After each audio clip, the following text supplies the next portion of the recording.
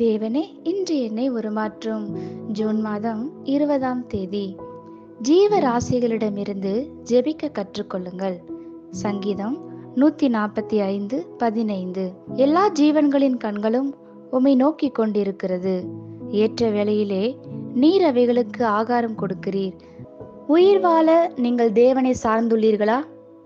ஜெபம் என்பது எல்லாவற்றிலும் தேவனை சார்ந்து கொண்டு அவரோடு இருந்து அவரோடு கிரியை செய்வது. வானத்து சகல பறவைகளும், நிலத்தின் மிருகங்களும், சமுத்திரத்தின் மச்சங்களும் தங்கள் உயிர் வாழ்க்கைக்காக தேவனிடத்தில் காத்திருக்கின்றன.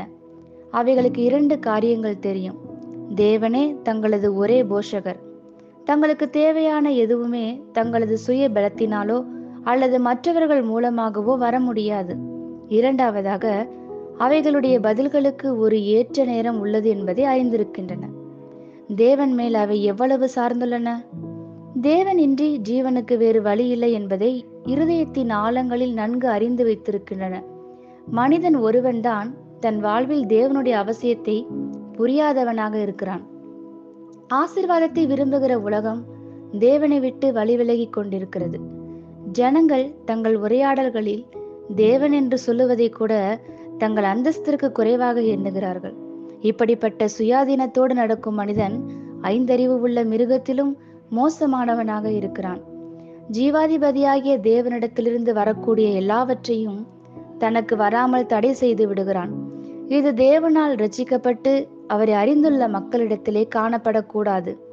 தேவனிடத்தில் சார்ந்து கொள்வதை உங்கள் வாழ்விலிருந்து ஒன்றும் எடுக்காதிருக்கட்டும். ஜெபமின்மை அவரை சார்ந்து கொள்ளாமைக்கு அடையாளம். பால சிங்கங்களும் திமிங்கலங்களும் ஜெபிக்கின்றன. சிங்கம் காட்டிற்கு அரசனாகவும் திமிங்கலம் சமுத்திரத்திலே மகா பெரிய ஜீவராசியாகவும் இருக்கிறது. அவைகள் தேவனை நோக்கி தங்கள் நிர்பந்தமான நிலைக்காக ஜெபிக்கின்றன. நீங்கள் ஜெபிக்க மாட்டீர்களா? ஜெபத்திற்கான பதிலை தவிர வேறொன்றும் உம் வாழ்வில் வராதிருக்கட்டும். ஆமேன். இந்த வார்த்தைகளினால் நீங்கள் ஆசீர்வதிக்கப்பட்டீர்கள் என்று நாங்கள் நம்புகிறோம்.